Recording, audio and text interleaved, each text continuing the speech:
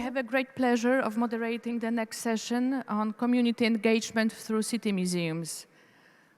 All three cities from this panel session, Rijeka, Sarajevo, and Graz, have a long history of being once a part of multicultural empire, a home for people of different religions and nationalities. 2 world wars and Balkan wars in 20th century have changed the cities and structures of those cities. Nowadays, we are facing also rapid change in the urban populations. Russian military aggression in Ukraine forced 4 million people to seek shelter in Europe. Additionally, last year, the European Union, Switzerland, and Norway recorded the largest number of asylum applications in 7 years, with countries receiving nearly 1 million requests for international protections. So the immigration issue is one of the things I would like to reflect on during this session. So please welcome Sybille Dinisz, Graz Museum Schlossberg, Senka Ibrisimergovich, Olympic City Sarajevo, and online, Josipa Verbenec, Kristina Panja, and Rafaela Ban from City Museum of Rijeka.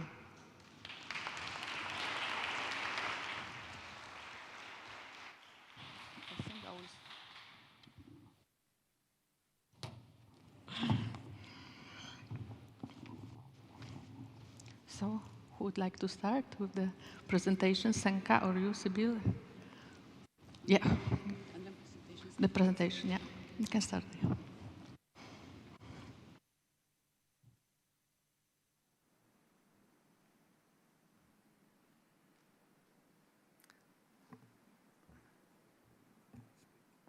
Yeah. Can I have the presentation for Graz Museum Schlossberg, please? No? No, sorry. Presentation for Graz Museum Schlossberg is the other one.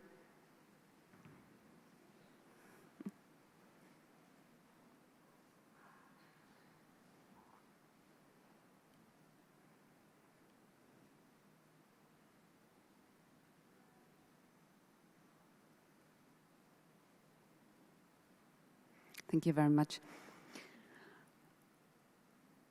I'm very honored to present Graz Museum Schlossberg to you, and I'm also very honored to represent a large team which has contributed to this exhibition. It's my great pleasure that Otto Hochreiter, the former director, who conceptualized the museum, and Martina Zerovnik, the curator, are here with us today. Since I don't assume that you're familiar with Austrian geography, I'd like to point out that Graz is the capital of Styria, which is one of the 9 regions of Austria, and it's Austria's second largest city of about 300,000 inhabitants. The new museum is a branch of the Graz Museum, the City Museum, and it presents the history of the Schlossberg, which could be literally translated as Castle Mountain, and its significance for the city. You can see it right in the middle of the picture. The new museum is located on the Schlossberg, and since the Schlossberg is the center of the museum's narrative, I would like to briefly introduce you to the place. Today, as you can see, the Schlossberg is a green recreation area and a popular vantage point for all residents and tourists. Before it acquired this public function in the 19th century, there was a medieval castle complex on top of it, which served as a seat of power and later expanded in a fortress to protect and defend the city until it was razed in 1809. The eventful and embattled history makes the Schlossberg a symbol of remembrance where Graz identities are negotiated. It plays a central role in the commemoration culture. The monuments erected on the Schlossberg primarily serve a military and heroic myth. The premises of today's Graz Museum Schlossberg were previously home to the Garrison Museum, which presented a military collection with no specific connection to Schlossberg. The declared aim of the new Graz Museum Schlossberg is to counter these representations of the past with contemporary, differentiated and lively historical narrative in favor of a European perspective of peace. The concept of Otto Hochreiter embraces the needs of a strolling audience and provides information and orientation. All this is reflected in 4 formats or areas. It's the Garden of Wonders, the View of Graz at number 2, the Historical Trail at number 3, and the Schlossberg Story at number 4. Let's go into details. The Garden of Wonders invites visitors to dwell in the museum. It's in this part where the history and myth meet. Children can embark on a journey of discovery and explore the stories of mythical creatures that are home on the Schlossberg. On the screen you see 2 examples how the designers have translated these myths into interactive contemporary stations. On the right-hand photo there is a volcano-like cave where the panther is supposed to live. The panther is the heraldic animal of the region, and this installation tells how the Schlossberg became the seat of power. The Cannon Hall offers the most beautiful and widest panoramic view of Graz and its environs.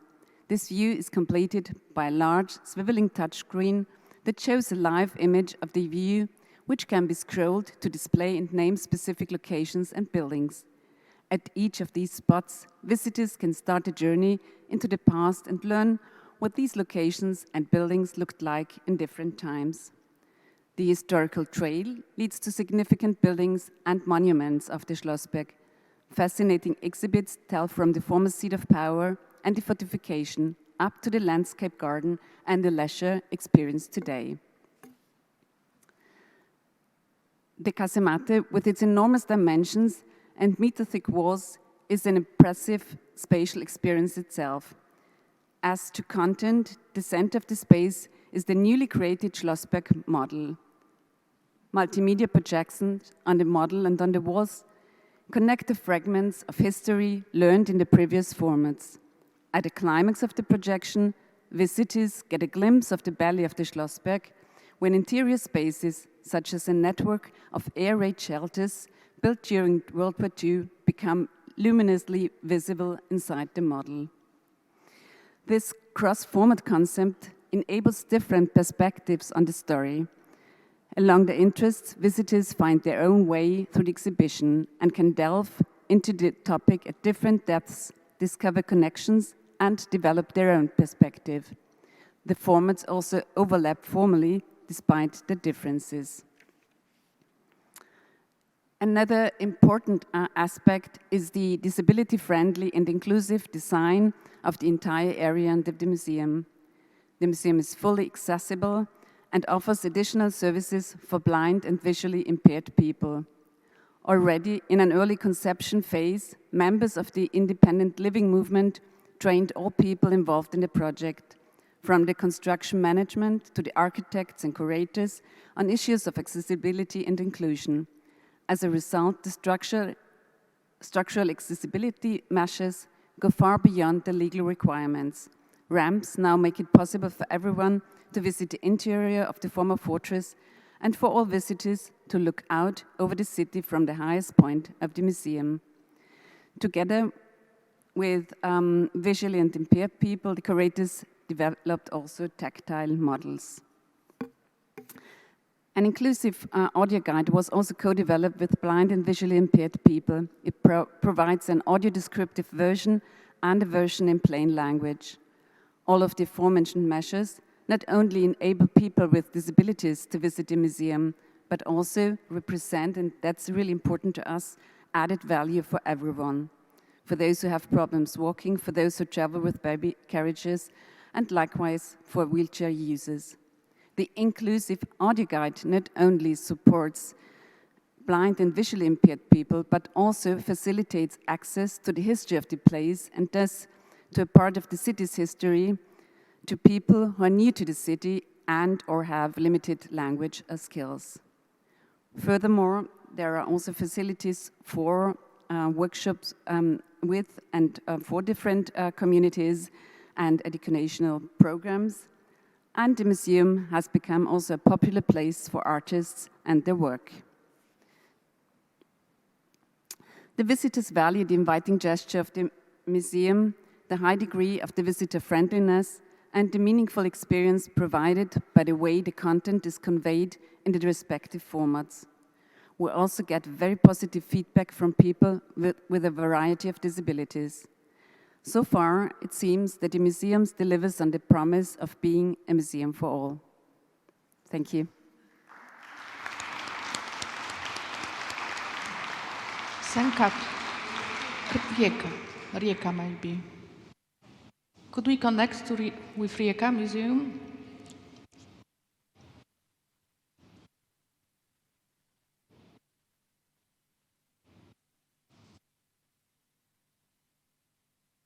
Hello, we are here. Hello. Can you hear us? Yes.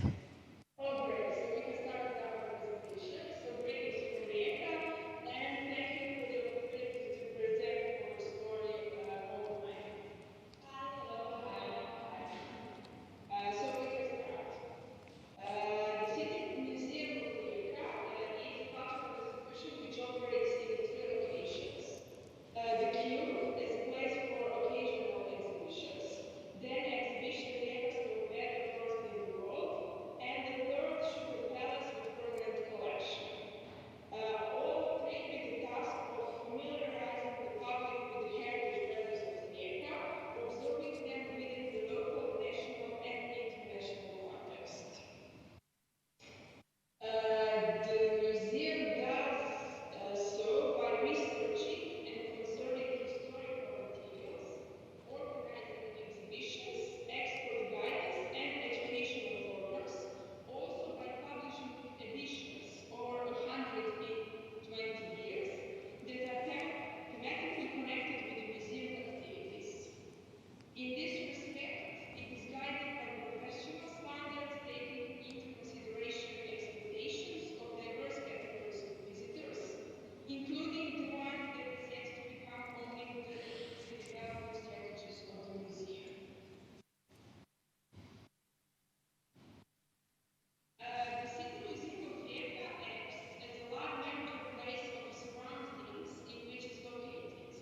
The museum is an inspiring, professional, and instinct flywheel of activities significant in the process of recognition, study, conservation, and promotion of cultural and historical heritage of Rijeka. The permanent exhibition of the City Museum is located in the Art Quarter Benčić, former industrial site which consists of Museum of Modern and Contemporary Art, City Museum of Rijeka, Children's House and City Library.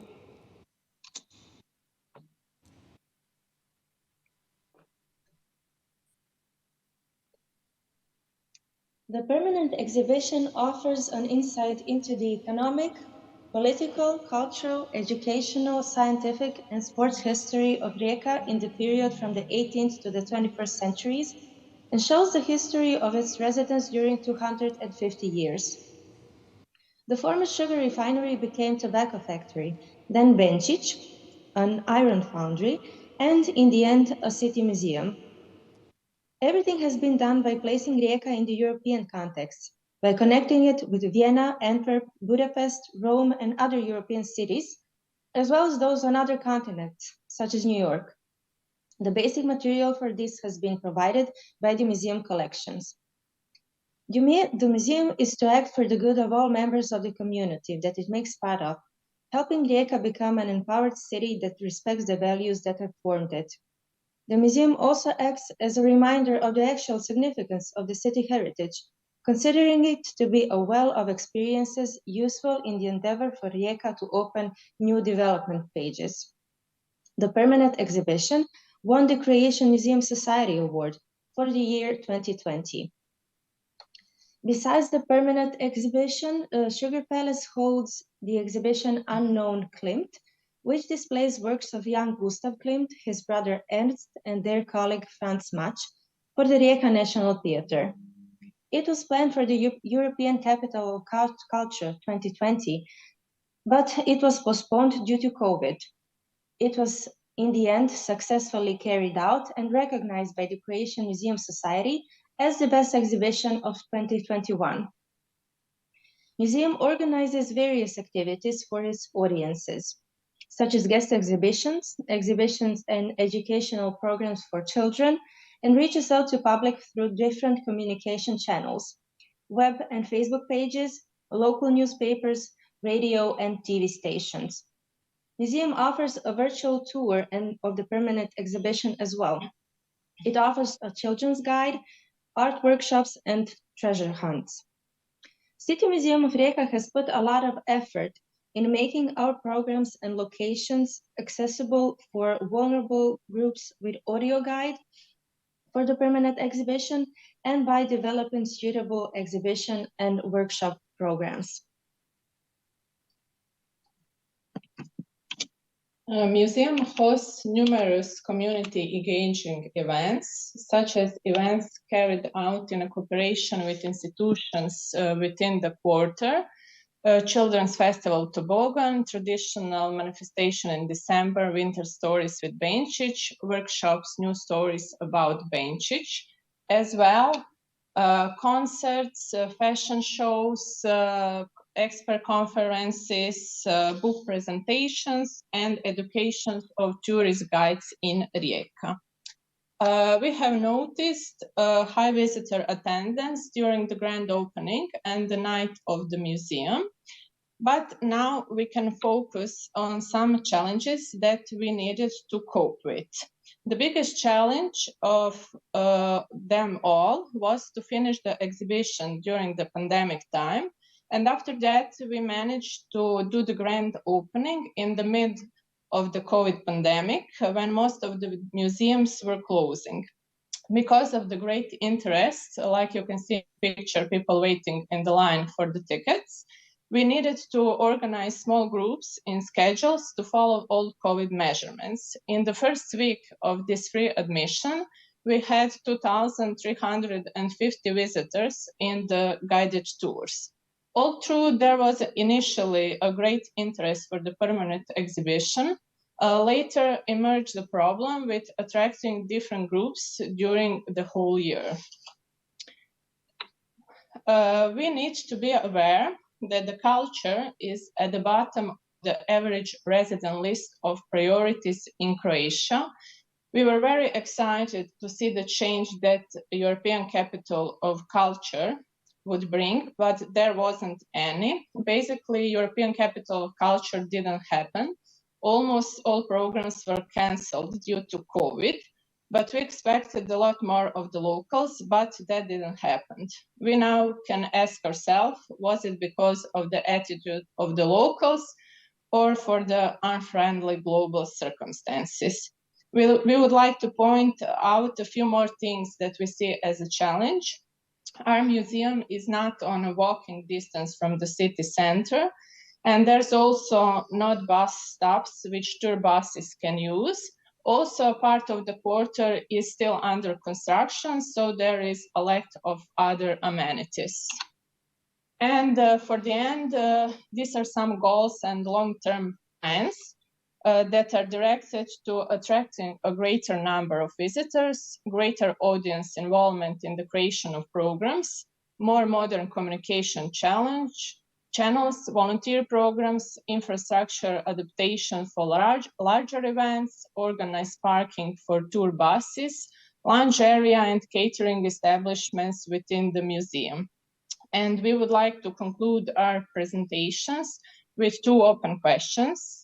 In what way do you involve the audience in the research of the common heritage? And what should be the role of the City Museum in the community? Thank you all for listening.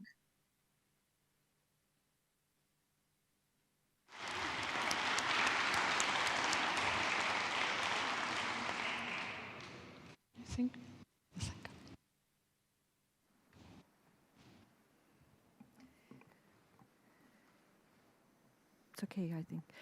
So I want to thank you for the invitation on behalf of the Olympic Museum of Sarajevo and for this opportunity to present our work at the EMYA 2023. So I will first put you a bit back in the 80s of the last century with the opening ceremony of the Olympic Games of Sarajevo, so with a small video.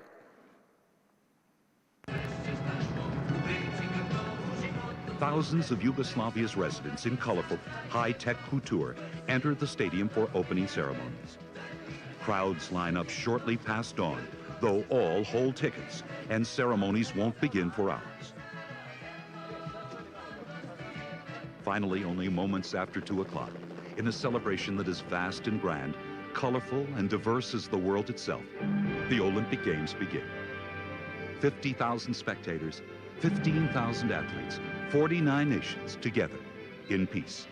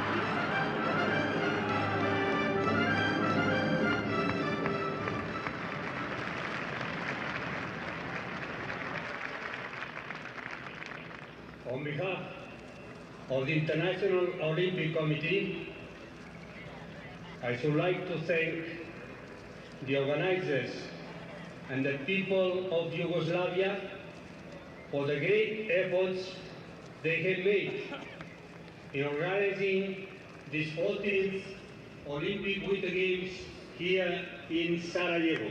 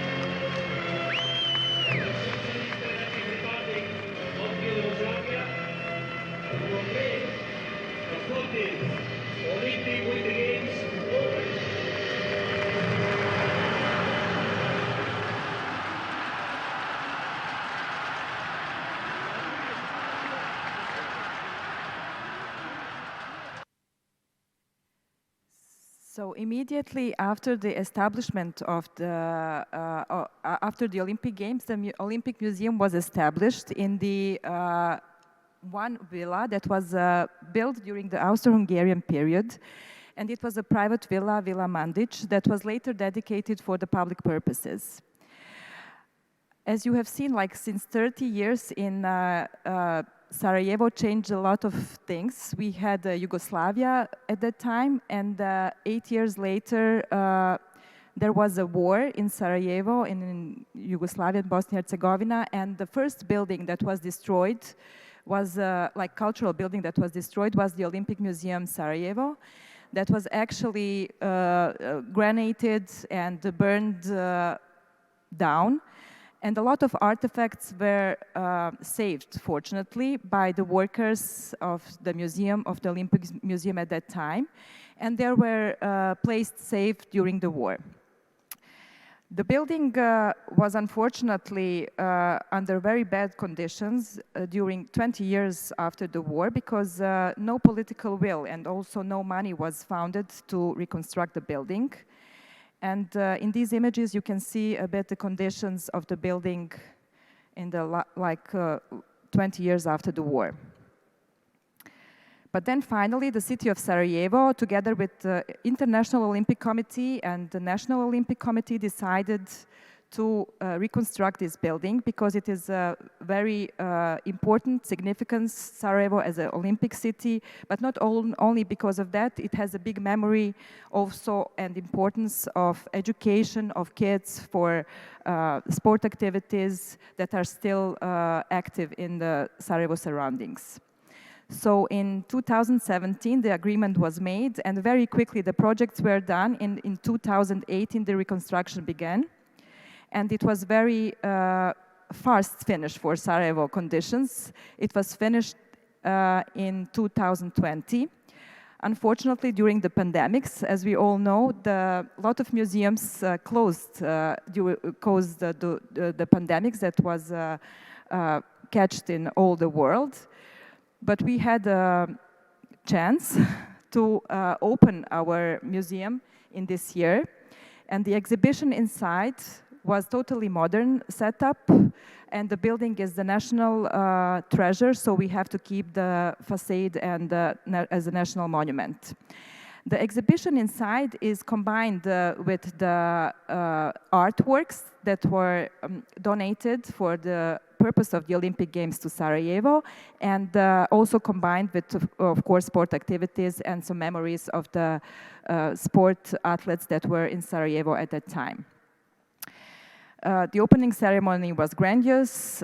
We had the special guest, Prince Albert, who himself is also an Olympic athlete, but also a member of the International Olympic Committee. And we immediately start, although it was a COVID time, with our program. We engaged the community with several exhibitions. We had, of course, restricted visits of individuals and groups of kindergarten kids because they were going to school and all other were online at that time.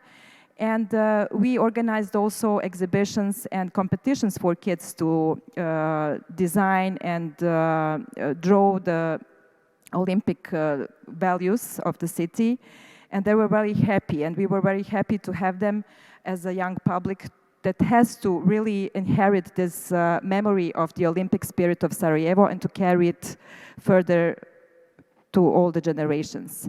That's why we established the Kinder Corner in our museum and engaged their activities through sports, through art activities, as well as interactive information boards for a bit elder school kids.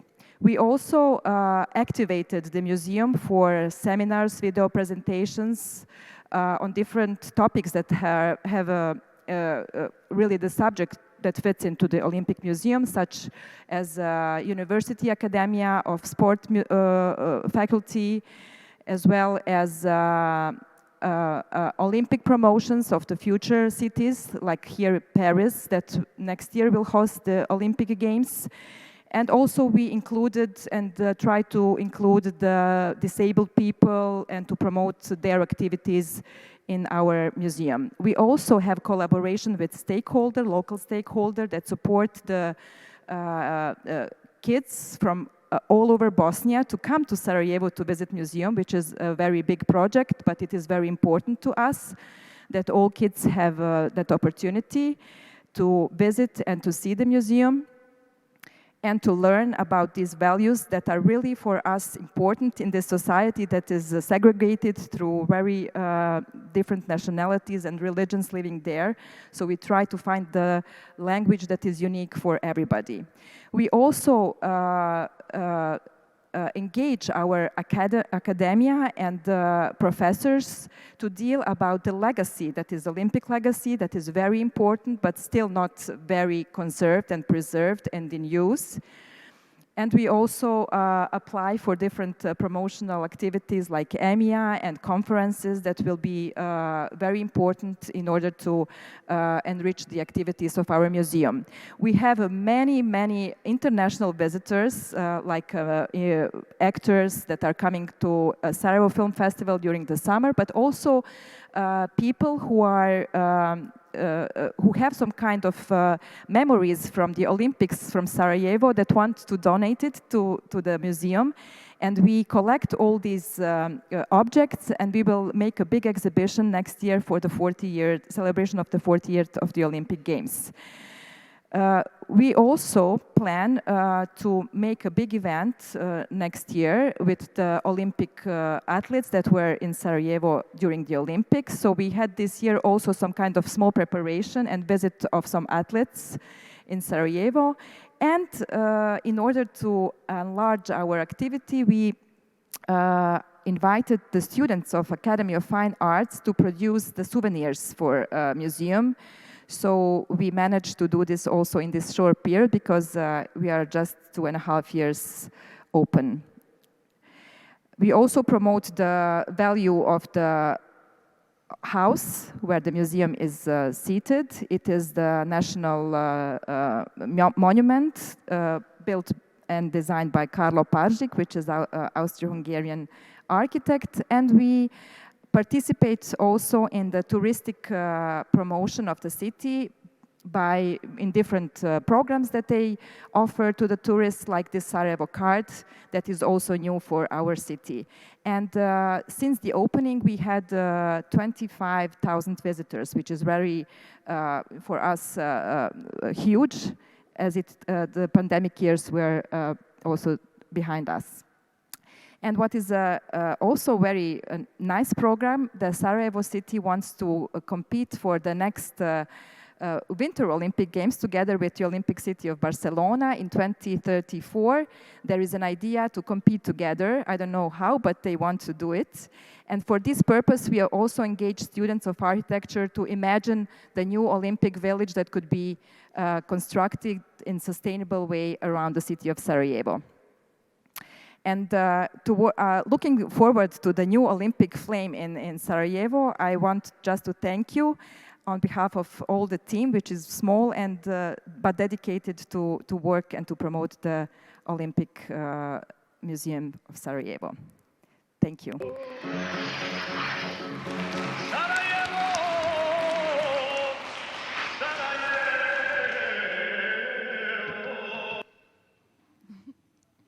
Thank you, Senka. I already mentioned that I wanted to discuss with you the migrant situation in your cities, and as a city museums, I'm sure you observe the changes in the structure of the inhabitants. So my first question is, do you offer special programs for those who are affected by migration in general? Yes, we do. In Graz, we have quite a vast network of institutions working with migrants, and we found a gap where we're working in. This is mainly on cultural issues. We have a cooperation with the Austrian Agency for Migration. There we are doing classes on cities history in our permanent exhibition in the Graz Museum. As I said before, the Graz Museum Schlossberg I presented to you as a part of the Graz Museum, of the City Museum. What we also do is we work on a language acquisition. We have trained our educators in language sensitive communication, and so we're using our permanent exhibition on the city's history to teach people German, and we also use means like the audio guide I mentioned before, which is in plain German for these programs. And what we also did when the Ukrainian refugees arrived was that we made a new guided tour in the permanent exhibition trying to link the history of Ukraine with the Graz history. As mentioned before, we have a common past, so this was quite an interesting task also to ourselves. Thank you. For the Olympic Museum Sarajevo, in Sarajevo we have a few refugees from Ukraine now, but we have more the migration that was coming from Syria and from this part when the war there happens there. And what we engaged first, like since the opening in October 2020, it was the most important to spread the word that we are open again in the whole country. Somehow it is, we still have some migrations in the country itself because of our situation.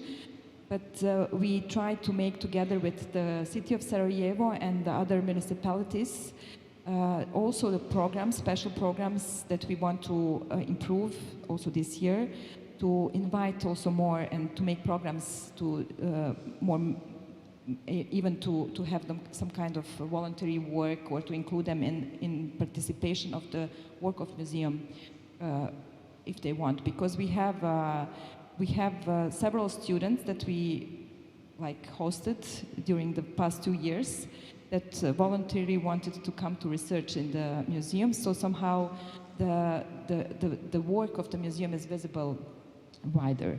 And what is also important for us is that program that we also want to educate our staff, especially to be able to communicate with people who don't speak our language, but also to provide them more information on how they can use the building or to promote or to be included in whatever they want. So we have open doors twice a year when it's the birthday of the Olympics, and also to offer to everybody who cannot really maybe come to the museum to come and to visit. Okay, thank you. Enrica, could you relate it to the question how you can empower the migrants in your city? Do you have any special programs? So we, in Rijeka, Ukrainians are integrated in school groups, which are visiting the museum on a daily basis, and they participate in guided tours and educational programs. Also, we offer family workshops for Ukrainian migrants, so the whole families can participate in some different programs that are we preparing for them. Okay, I know can you hear me? I know it might be difficult to prepare programs for migrants because of the language barrier, but are there any other groups in your city except migrants that it's hard to reach for it's a challenge to reach for you? For us in the city, like for the kids, it was not a problem. For the elder people, it was really not a problem because the kids take the grandparents. We want to go to museum again and again, and we really noticed that they are coming regularly, like some groups of kids and children. But like the group of the teenagers, we activated now through the stakeholders that to promote through the Ministry of Education, the program, so they are invited and come with schools. And also, but I think the students, we now should work more with the students because only the sports students and some kind of invited students from their professors, they come. And also tourists, which is since the corona restrictions stopped last year, we had a lot of tourists last year, last summer, and until now.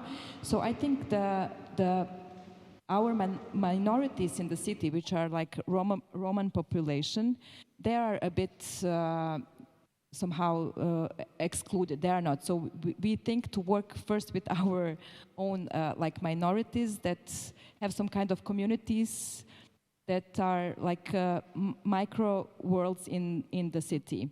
So we want to reach them because we didn't notice that they appeared in any, just one particular school on our invitation through the ministry came, like this minority group school.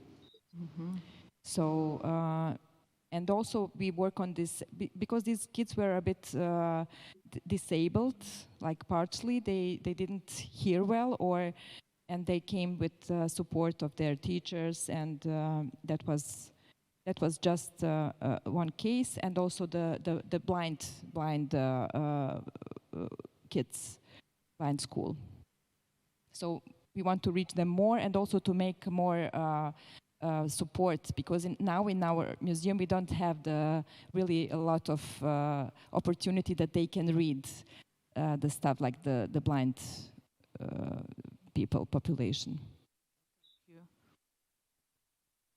I think one group is rather hard to reach is younger audience. We are talking about people from 18 to 29 years old, when they have finished school and don't come in groups anymore. This goes also for students, and we have made an effort now in an EU Horizon 2020 project, and trying new formats. We are trying, we have a traveling exhibition put together with a museum in Nicosia and one in Athens. And we're experimenting with digital representations of objects in the room, and with very low technological means, so that any other museum, small or mid-sized museum, could do this as well. And these digital representations have the advantage that we can show an object which we couldn't show because they are in Athens and can't travel. This is one of the advantages, but the other one is that there is a level of interactivity to it, which you don't have with the physical objects. So they can be turned, they can be zoomed, they can be looked at from near, and these digital representations are not on screens. So they're really representations, projections in the room, and they give quite a nice immersive feeling. And we're having an educational program which is accompanying this, and this is very well received.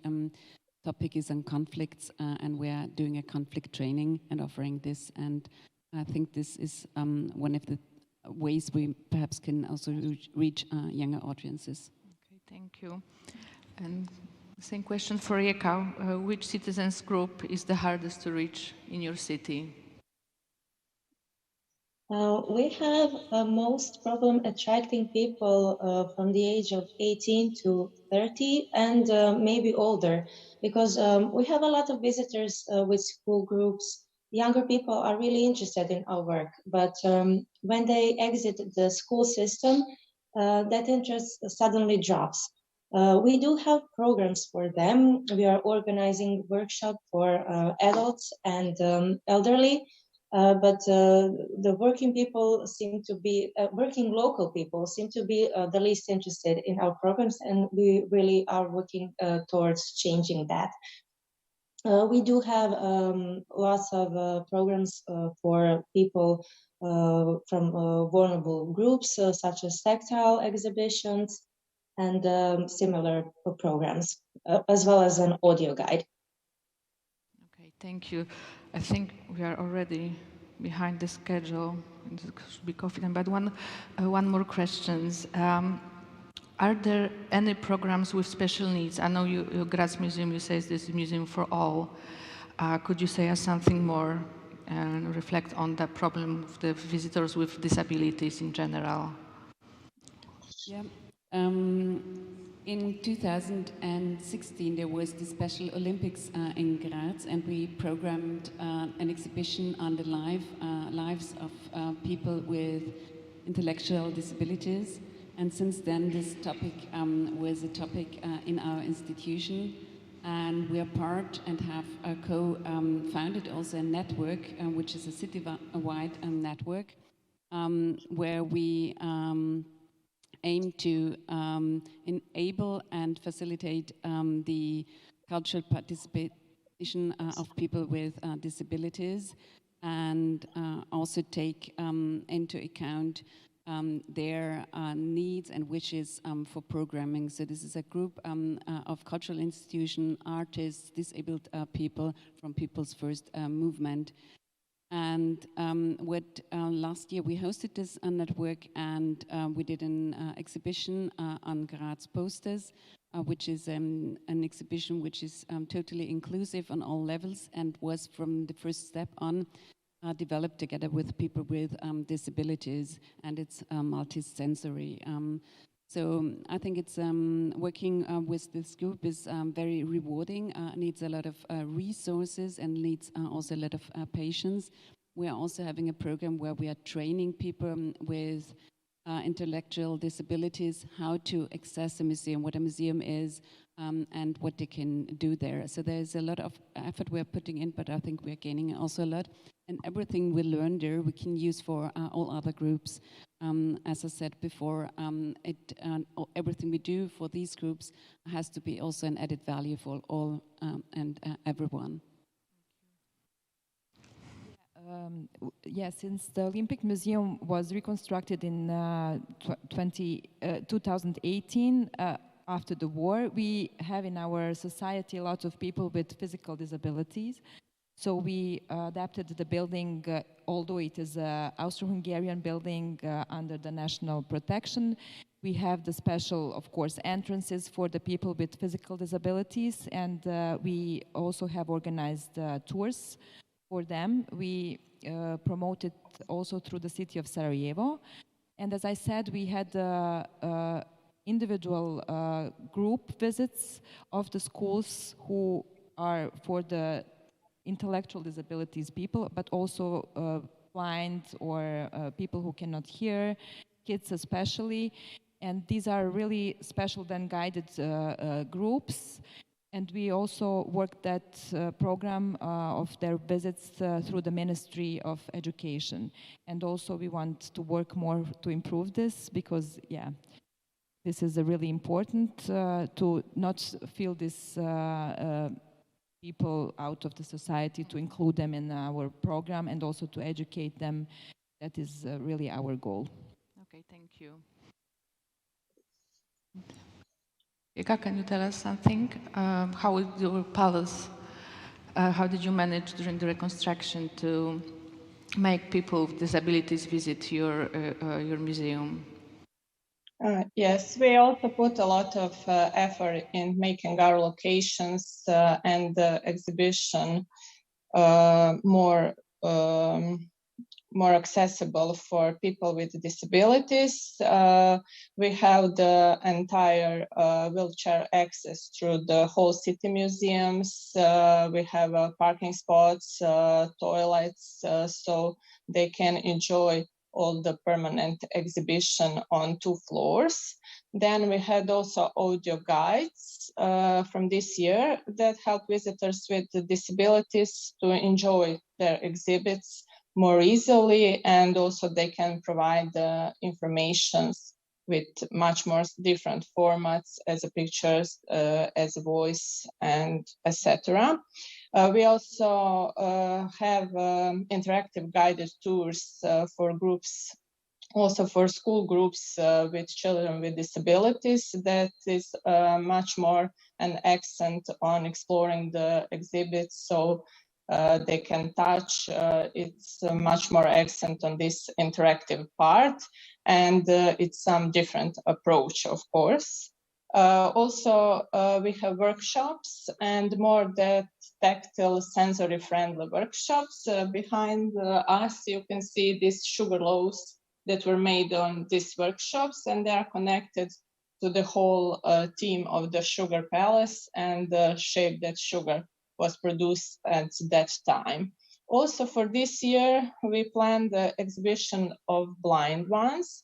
This is some new approach for us, and we think it's very good, not only educational, but inspiring for all ages and for all abilities, not only for people that don't see or have low vision, but to express something in more senses, to touch, to feel, and to explore in a different way some exhibits. Okay, thank you. Okay, I won't keep you longer, so I think it's coffee time. Thank you so much. Okay, have a nice afternoon. Thank you for having. Thank you.